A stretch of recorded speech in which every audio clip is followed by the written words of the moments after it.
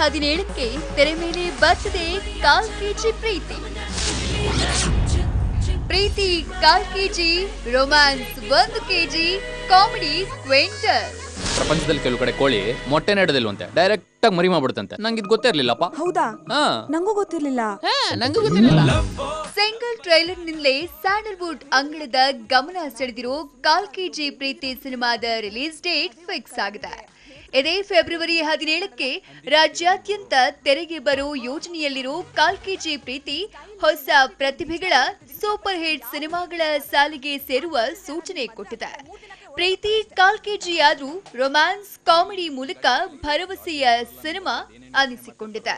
ಒಲವೆಂಬುದು ಅನುಮಾನದ ತವರು ಮನೆಯ ಹಾಗೆ ಅನ್ನಬಹುದು ನಮ್ಮ ತೋಳಿಗೆ. ಸತ್ಯ ಶೌರ್ಯ ಸಾಗರ್ ಅನ್ನು ನವ ನಿರ್ದೇಶಕ ಆಕ್ಷನ್ ಕಟ್ ಹೇಳಿರೋ ಈ ಕಾಲ್ ಕೆಜಿ ಪ್ರೀತಿ ಈ ವರ್ಷದ ಡಿಫರೆಂಟ್ ಪ್ರೇಮ್ ಕಹಾನಿ ಅನಿಸಿಕೊಳ್ಳಲಿದೆ. ಸಿನಿಮಾ ಮೈ ಡಾರ್ಲಿಂಗ್ ಚಿತ್ರದಿಂದ ಸಿನಿಪ್ರಿಯರ ಮನಗೆದ್ದ ಹೊಸ ಪ್ರತಿಭೆ ವಿಹಾನ್ರ 2ನೇ ಸಿನಿಮಾ ಇದಾಗಿದ್ದು, ಸಿಹಿ ಕಹಿ ಚಂದ್ರು ಪುತ್ರಿ ಹಿತ ಈ ಚಿತ್ರದ ಮೂಲಕ ಸ್ಯಾಂಡಲ್ವುಡ್ಗೆ ಎಂಟ್ರಿ ಕೊಡ್ತಿದ್ದಾರೆ. ಸರಿಗಮವನ್ನು ಸುಮ್ಮನೆ ಕೇಳುವ ರೀತಿ, ಸದ್ದಿಲ್ಲದೆ ಸಂಪಿಗೆಯೊಂದು ಒಮ್ಮೆಲೆ ಅರಳಿದ ರೀತಿ.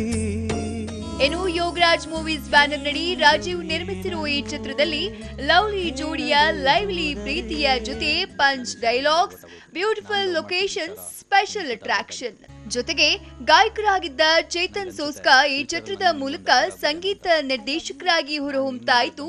ಯೋಗರಾಜ್ ಭಟ್, ಜೈನ್ ಕಾಯ್ಕಿಣಿ ಸಾಹಿತ್ಯದ ಹಾಡುಗಳು ಮೋಡಿ ಮಾಡ್ತಿವೆ. ಪಿಂಕು ಸೆರಗೊಂದು ಕಣ್ಮುಂದೆ ಹೋಯಿತು, ಕ್ಯಾಂಪಸ್ ತುಂಬಾ ಹೂ ಚೆಲ್ಲಿದಂತೆ, ಹೆಂಗೋ ಆಗಿ ಕುಂತವನು ನಿಂತೆ, ತುಸು ಹೊತ್ತು ಅವಳನ್ನೇ ನಾನು ನೋಡಿದೆ.